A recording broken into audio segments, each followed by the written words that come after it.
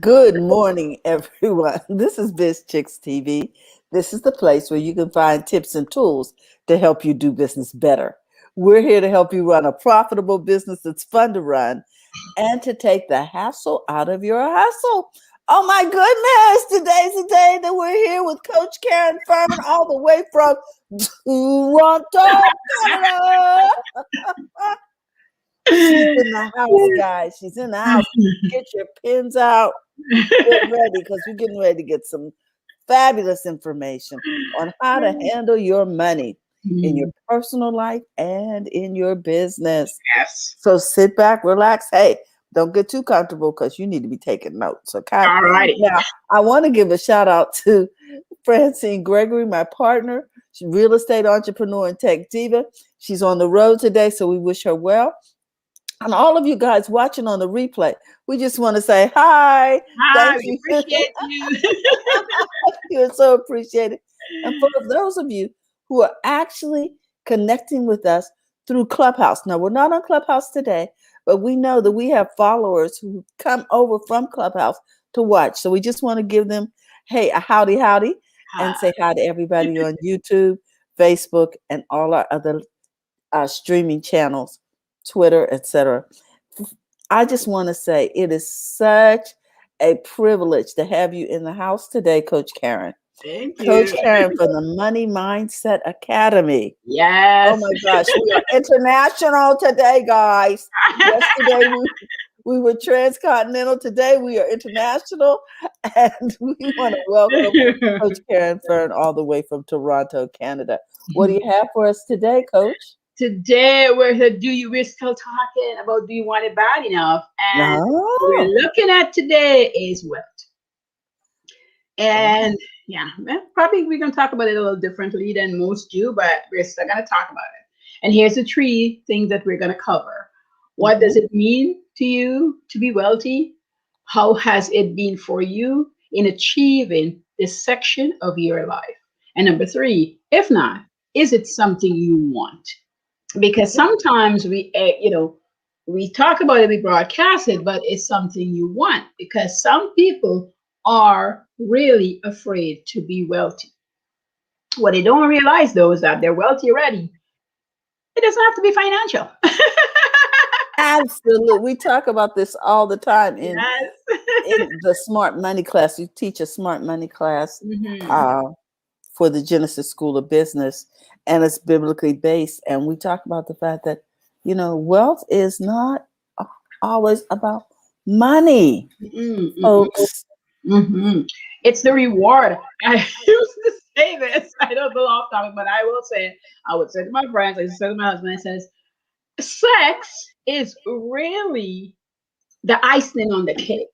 Mm-hmm. People put that in the forefront, but that's way behind. When you look after other things, that just comes naturally. That just fall into place. When you're fighting to get that, you lose out on all the other things that is there for you. All right. So Mm-hmm.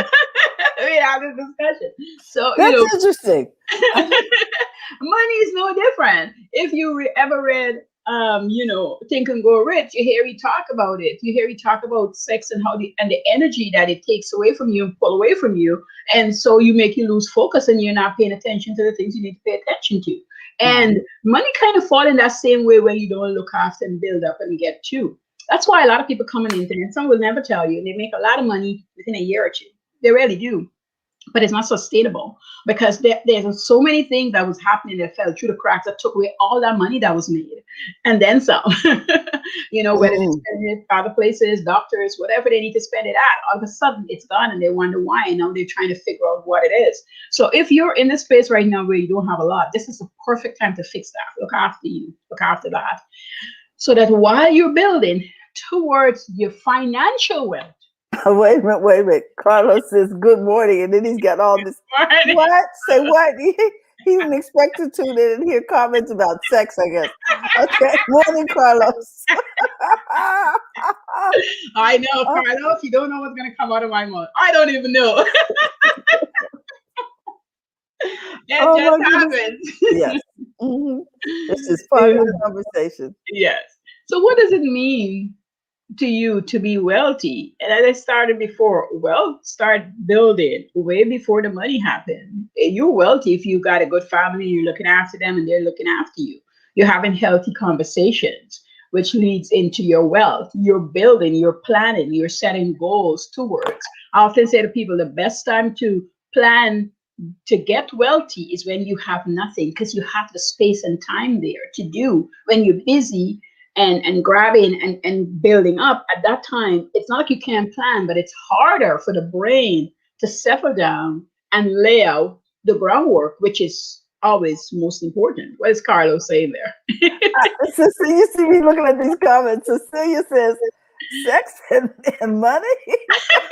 Oh, la la.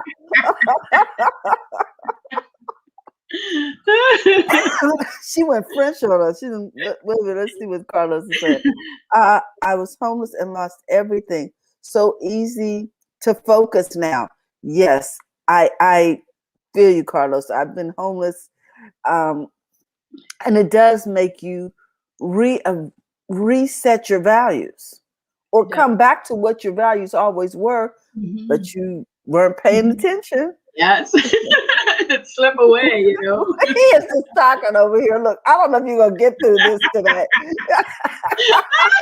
I can even avoid sex because it is a distraction from money. Okay, okay, Carlos. And believe it or not, sometimes that is an important part. Sometimes you just need to, Carlos, let's just be honest. Sometimes you need to. Okay. All right, let me not Oh my distract you. God. Where were we? I have no idea. Let's focus. Look, where were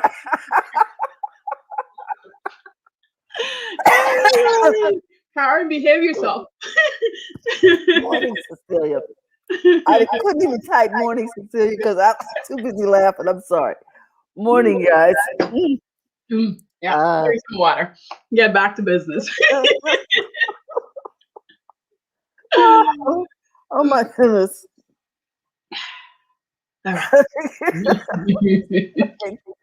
ready. Okay. Yeah, so I lost my train of thought for a bit.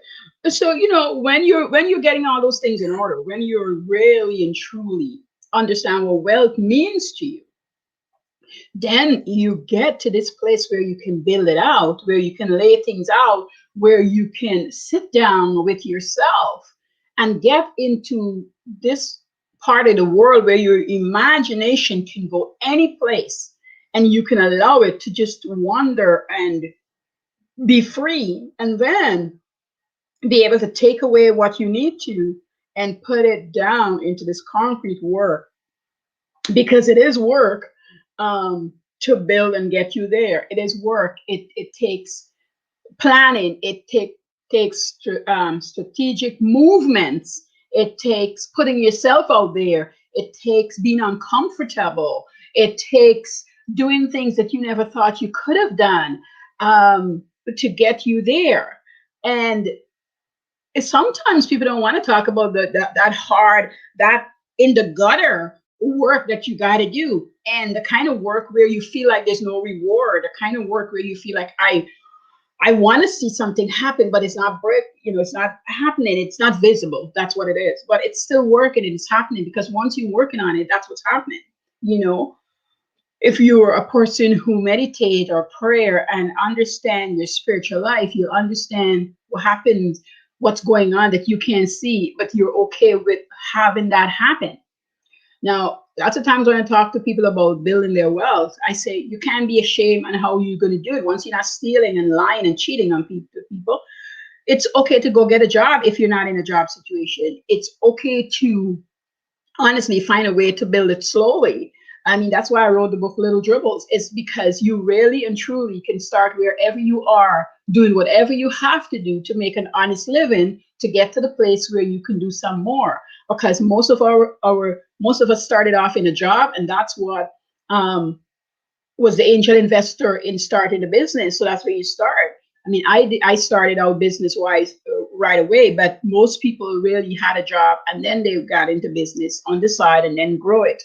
But what happened is, lots of times, if you're starting a side hustle, just to help up, a par. Like somebody sent me the budget for me to have a look at, one of my clients, and she's made her expenses is more than the money she's bringing in. And that's why she sent it to me, because we have to sit down on our next session to get things to balance itself out and then bump it to get some more. And so when the more appear, sometimes you feel so relaxed, and you say, oh, I finally can cover that. So then we go any further. So then it's hard to build wealth when you get relaxed. So like, for example, you don't know, so I could talk about the number. Her number is, close to 4 grand a month, but she needs to kick it up to 5 grand a month that she needs to cover for just expenses. And I warned her, I said, when you get to 5 grand, if you get comfortable, you can't build the wealth. You're going to have to get to 6 grand to be able to cover and have play money. And then we have to figure where we go after that. Because if you don't, you can't build the wealth that you want to build, and leave for your son and all the other things that, she wants to do. And it's scary, because if you've been making 4 grand and all of a sudden I'm pushing you to make $5,000, no, I'm telling you, don't make 5, you need to make 6. It paralyzes you in some areas. It makes people procrastinate. And that's truly, it's not because they can't and the things they're doing doesn't pay them off. It's just that they're in this spot, and because they haven't yet touched the kind of money or ever had it for a long period. Because it's not like people don't touch big money, it's just that they touch it and go, but they're consistently having it, seeing it, feeling it, touching, knowing it's there, even if it's not in your palm of your hand, but knowing you can open your account and see the money in there. That's also something for people when they're now starting to build it. And I say again, over and over, it's not because they don't want to, it's because they haven't experienced it before. So now it becomes this thing that is not tangible yet. So, it's kind of hard. And it could take somebody 3 months. It could take them a whole year, even 2 years, to understand that they're worthy of earning, $10,000 a month and up, regardless of what they're doing. Because it doesn't happen because you lay out a plan and you do the action. It really happens because you believe it could happen. But it's like losing weight. Everybody says, it begins in the kitchen, but it doesn't. It begins in your mind first. You have to see yourself looking a certain way to go work on it, and then come and do the physical exercise alongside the eating to be able to accomplish that weight loss journey or tone up journey or whatever journey. Because when you're doing that, your mind is what you really have all the work. And also, how did I get here? This is the other part. How did I get here? What triggered me so that I am here right now? Wow. I totally agree that the whole thing starts in the mind, because you have to decide, and then you move to action. And while you're in the action pit, you need to investigate what started off the trigger. And if you can't do it right away, you need to give yourself time, and you need to ask the question over and over until you get the answer. If you're not satisfied, go deeper until you get the answer. Because when you figure that answer out, you're going to drop homes like nobody's business. And you're going to say, well, why wasn't I dropping all of them? Because you understand why, and you have to also deal with it to be able to move forward. You have to. So if you're there and you understand what that means for you, family, money, friends, whatever that is for you, then, how have achieving this section of your life, how has it been? Like, how do it make you feel? Do you feel good? Do you feel guilty? Do you feel bad? Because these feelings that happens that you don't address either make you go slide backward, or sometimes become just a herder, a person who is just building wealth for building wealth's sake. You're not doing anything else with it, because sometimes people don't realize it's not like you can. You should be giving, yes, and it's not like you can't keep for yourself. But when you get in your head and you don't understand these things I talk about, it become a burden to you in so many ways that sometimes you never tell anybody. But you feel burdened with it, or you feel like everybody only wants you for the money. That's part of the burden, Or you feel guilty for having when maybe your siblings don't have, and you're like, well, I should help them out. But the honest truth is, and this is the part sometimes people don't like when I say to them, I'm like, how have you helped your siblings or your kids or whomever you're feeling this guilt towards not having? And if you've honestly had discussions with them, or try to show them or get them somebody to help them and not you, and they didn't want to do the work, you need to take away that guilt from yourself, because you're not responsible once they're adults in making them do it. We can't make Mm. anybody do anything. We can't. We just, but we should really investigate, visit, and understand, because then you get to live a happier, peaceful life with yourself. Like you find that peace inside of you. Because people will come at you. That's just a fact. Once you got money, people can come at you. I say this all the time, Coach, and that is that people can smell when you have money.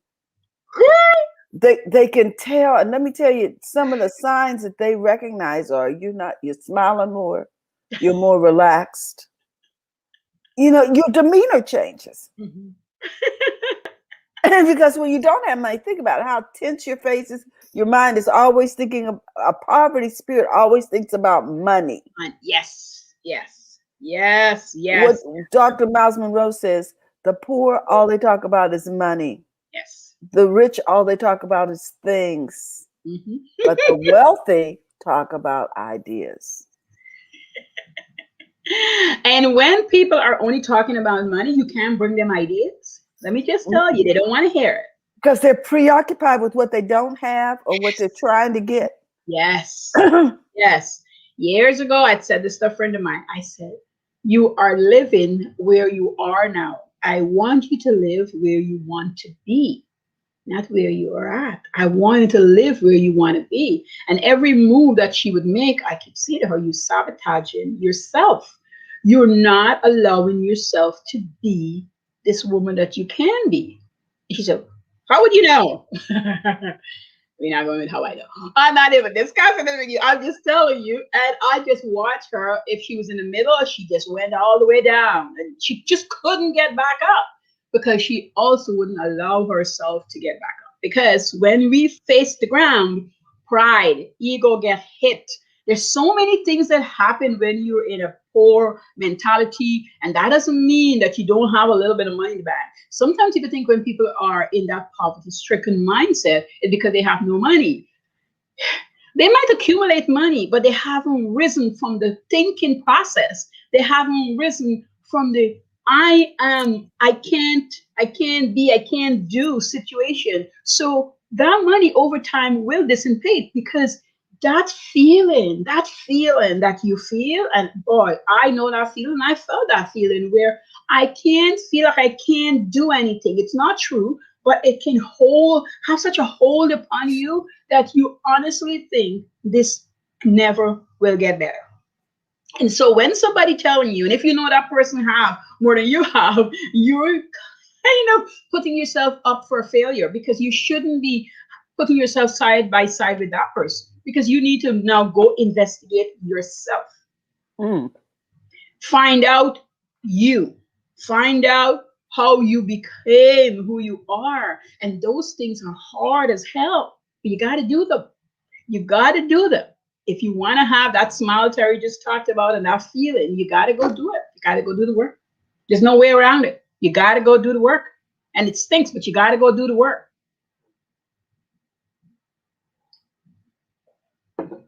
And as I said before, if not, it is something you want. You want to be wealthy. And I said before, and I said again, wealth, being wealthy is not only about your money. So if you want to be wealthy in spirit, mind, body, and soul, that's the place you start. That's the place you should start. If you're not there yet, you should be working towards that with all your might and strength. That's really where you should be working towards, and watch the money just follow you. Watch it just catch up with you. Watch it just appear like out of thin air. Okay, I'm not sure that I'm clear on how to get to wealthy and how to walk in it. Is that what you're saying? Get there and walk in it. Okay, so then what you're saying, what I heard was stop chasing the money and start moving on your ideas. You could never chase money to get wealthy. First of all, let me just Did you hear that, guys? If you chase the money, it will run from you. Well, Oh, anything's going to run when you start chasing it, right? Yes, yeah. My granddaughter wants to be chased. What does she do? She run away from me. We're running around the coach like a crazy set of people. We just did this morning. She's a runner. We're running. You can't chase money. You just can't chase it. You got to really get yourself to that place where you allow it to come to you. So the attachment, Terry knows this. Like, my principles are there for that reason. You attach it, it just attaches more. More just keep coming once you place it there. But you have to get in that mindset. If you have to empty everything you have all the time, you're never going to retain anything. You're just not going to. You cannot run behind money. You got to allow it to attach itself to you. And then when you're in it, one of the biggest things happens too when you're in poverty for a long time. When you do have a little bit, you think you got to share to everybody, because how dare you not give? Mm-hmm. Who are you giving it to? And how are they taking care of what you've given them? It is really something, because I have seen people gain wealth, and like you said, for whatever reason, they just give it away to the point where they are actually impoverished.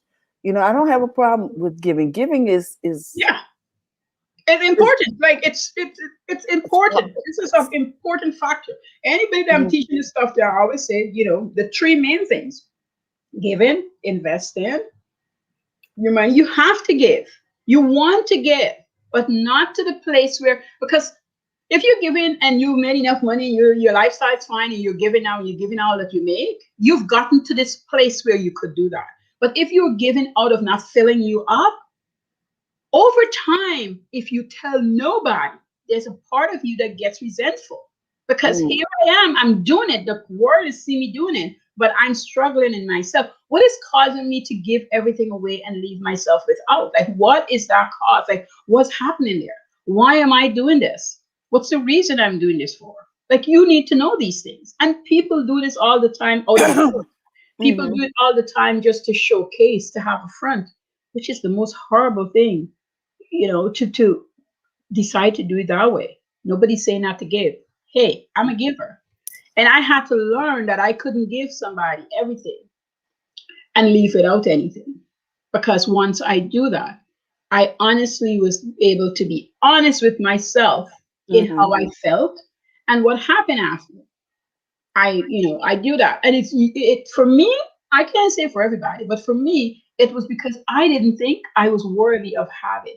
They were better off having it. Whatever I was giving to the people that I was giving to, they were going to do better things with it. They were younger than me, or they were in a better place to use the resources that I was, funneling towards them. And it's not true, but was my truth at the time. And that's what I thought I had to do. And, I look around at those folks and see that they didn't do really a lot of great things with all that I funneled through them, because it was so easy. They didn't have to go do any groundwork. You see, I actually take away their blessings in a way. I actually took away that part of them that needed to understand and see those sort of things. So if you see somebody on the road and you want to get their money, it's fine. You empty your bank account and just drop it in their laps. You just don't. But I understand how that could take away the blessing, Coach, with excuse me, because they no longer have the necessity to sit and think and let ideas flow. Right.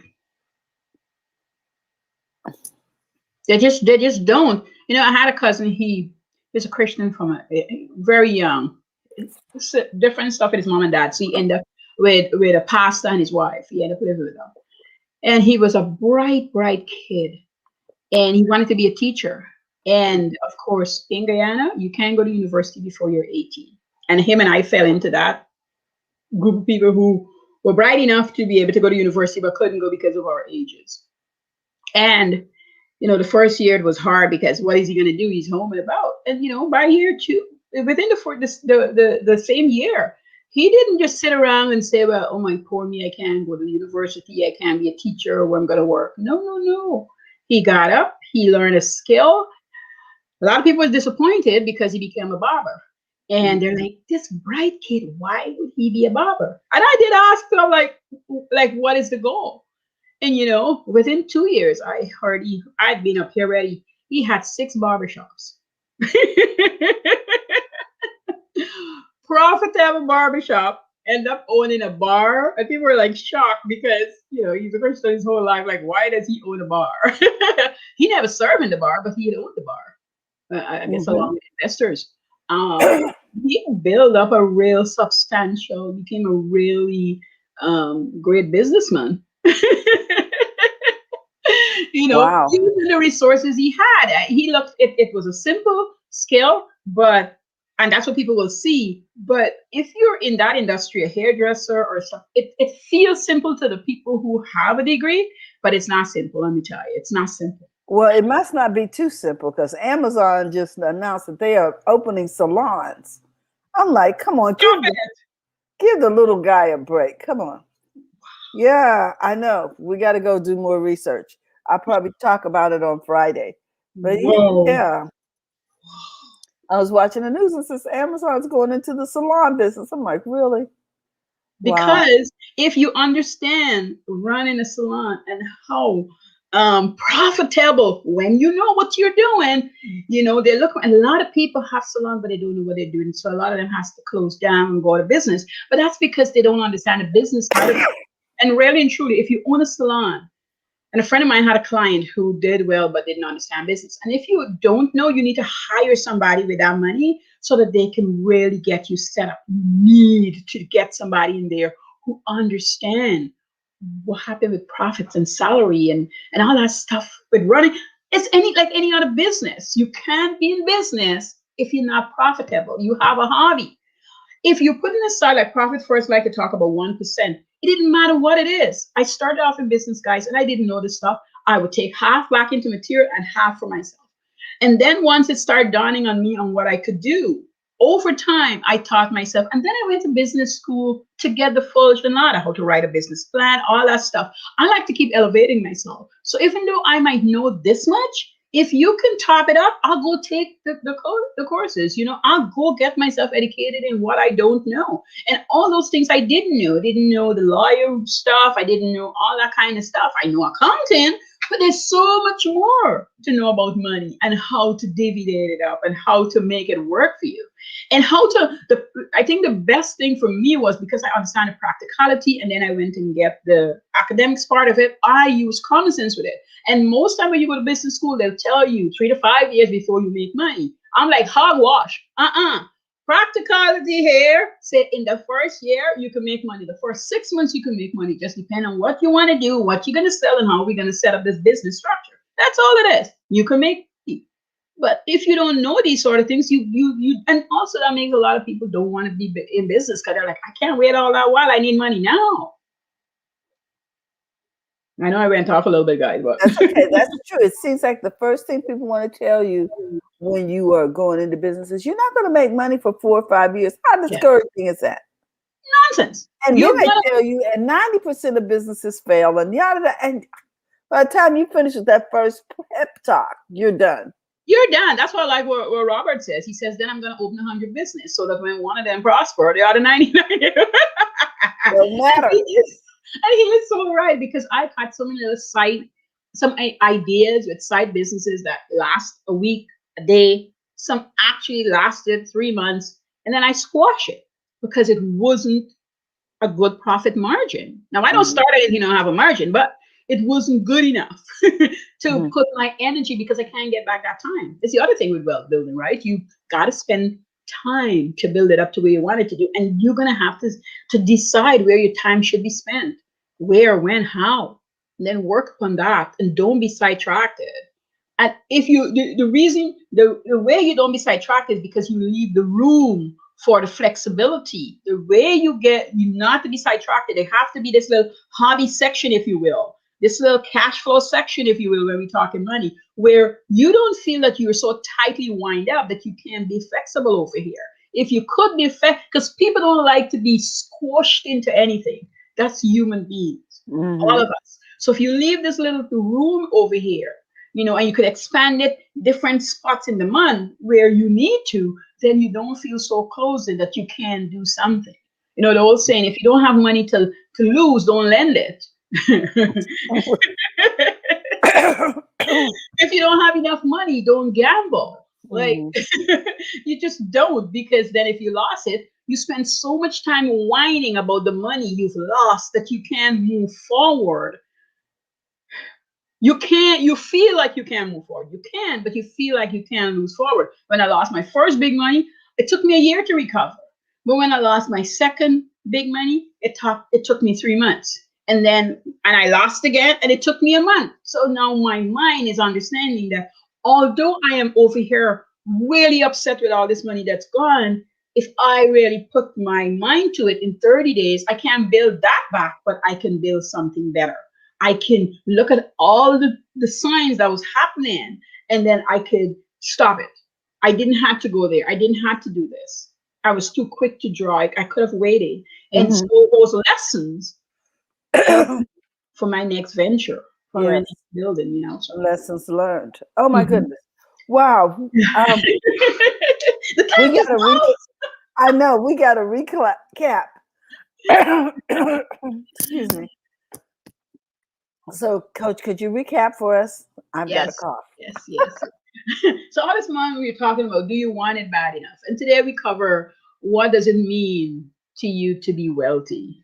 You need to figure it out for yourself. And you know, if this section of your life has happened, like, how it makes you feel, like how is you being holding up within it? And if not, is it something you want?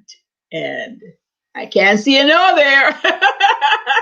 I'm just saying, is it something you want? Wow. Wow. Okay. That's today. Well, this is the lesson I learned. If you want to be wealthy, stop chasing money. Yeah, yeah. Chase And ideas. Ideas are so much better to chase, because those ideas, when you develop them, they just give you money. They just give you money. And I mhm. want to leave you guys with these three things. Think about the things you can actually do for yourself to make you money. And then think of the things that somebody else can do for you so you can still make money. And then Mm, we all know about the investment part.